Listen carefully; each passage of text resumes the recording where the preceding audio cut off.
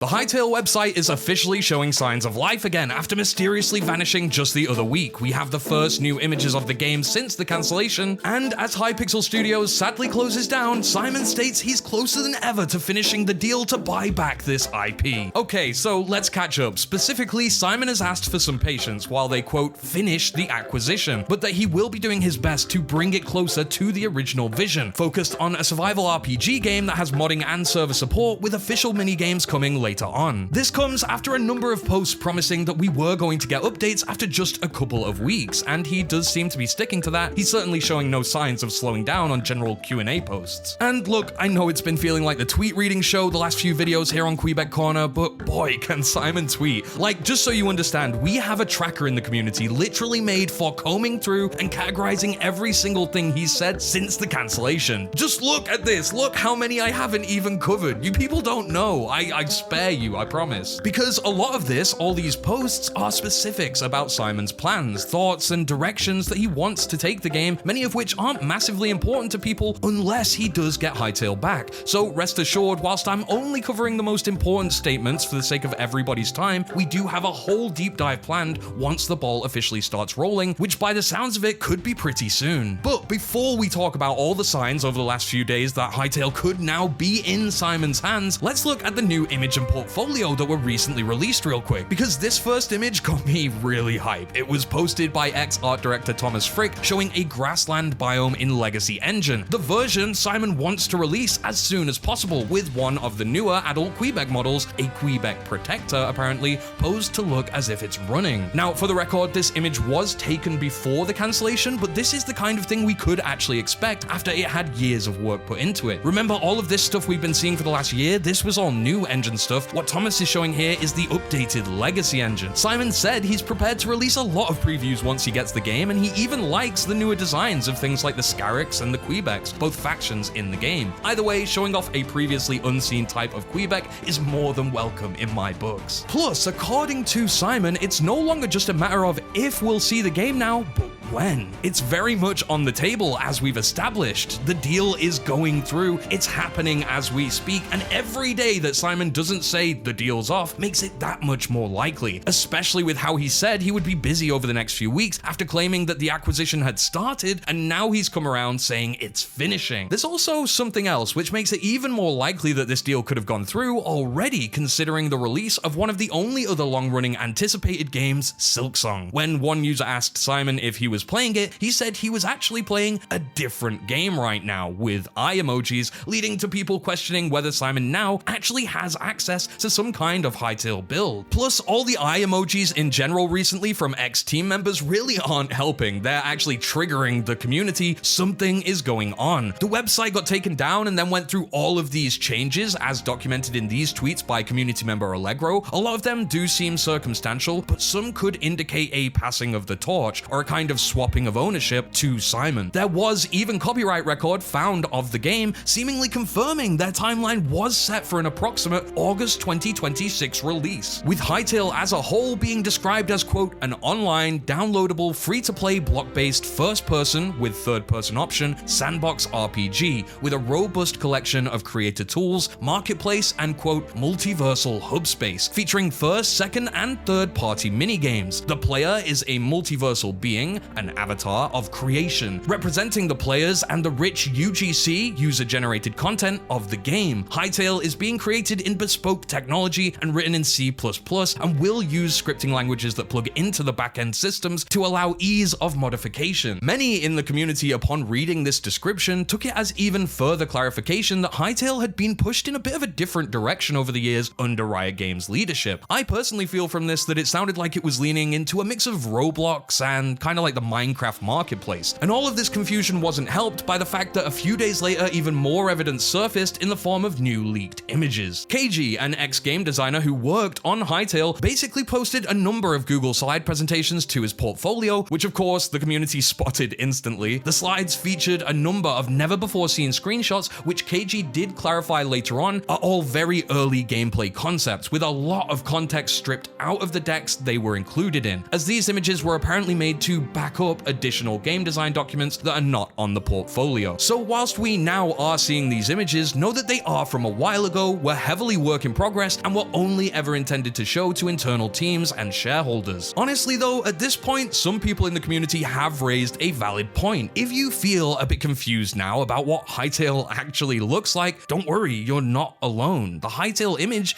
is kind of all over the place at this point. We have images and footage of Legacy Engine all the way from 2018 when it was brand new to 2024 when it had years of work, with a mix of new engine footage in 2025 that was slightly underwhelming. Then add on top of that at least 2 team portfolios that included footage from 2016 to 2018 before the game was even really a legacy engine. At this point in the big 2025, chaps, it's hard to really get a grasp of what we should expect once Simon gets the IP and finally pushes for early access, which he has stated, by the way, he 100% intends to do at this point. He said, quote, "The game has a 100% chance of release if so," meaning if he gets it. That you can be sure of. I'm not afraid of releasing a broken version. I'm not normal. I believe in broken code that works. People will hate me. Early development would entirely be focused on getting it ready for launch, whatever there is to launch, so we can stop talking about the game being in development hell and now begin its forever development arc. I don't expect any financial returns on the purchase, he says, but hope for self-sustainability to keep the forever development going for decades. Honestly, Simon does hit the nail on the head here in my opinion, but for some though, words aren't enough at this point. To them, and maybe some of you watching, Simon is making a lot of promises, a lot of bold promises about a game we still don't know is fully saved, and I really want to explore that. In fact, in a video of Noxy and Simon that recently surfaced from all the way back in 2016, it actually shows the official first announcement of the project to viewers and why they decided to make the game. Just give it a listen.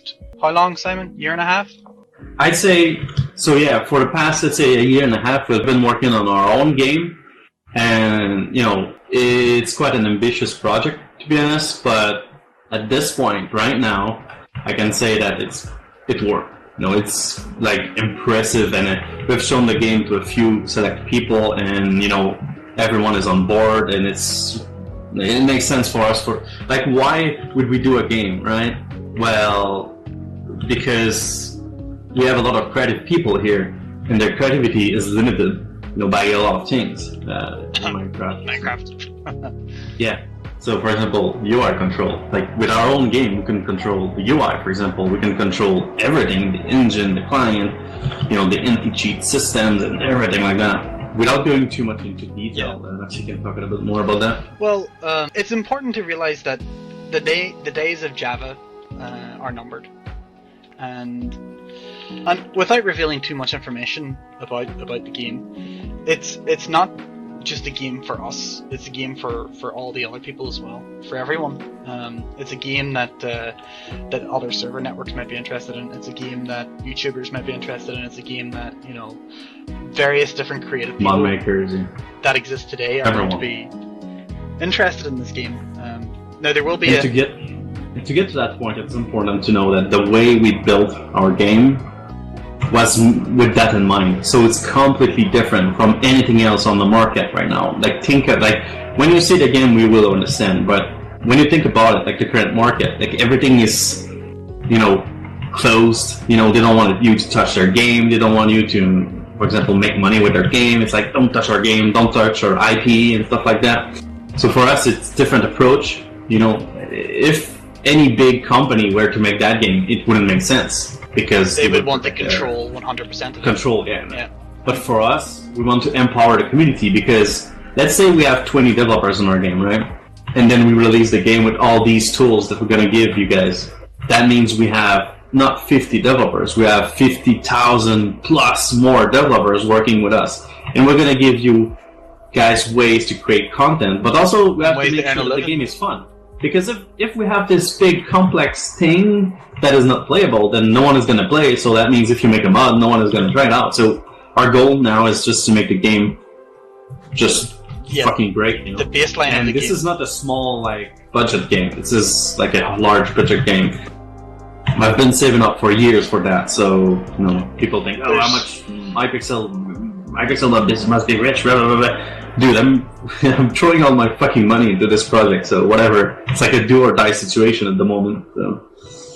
It's gonna be great. And it's I mean, it's an honor to work on the project. Right now we have, I think, 25 people now working on the game full time. Yeah. And you know what we have differently than some other games? We have designers, like game designers. We have artists. We have full-time like music guy. You know, we have full-time animator. This is some crazy shit, guys. 25 people full-time working on this. This is like even Blizzard. When they make new games, like what, 50 people working on games. So for us to be, you know, having 25 people on a game, just shows that hopefully you guys will see the quality of it. You know, it's impressive. So the trailer will be sometime this year. Knock on wood. Hopefully. Knock on wood, Simon.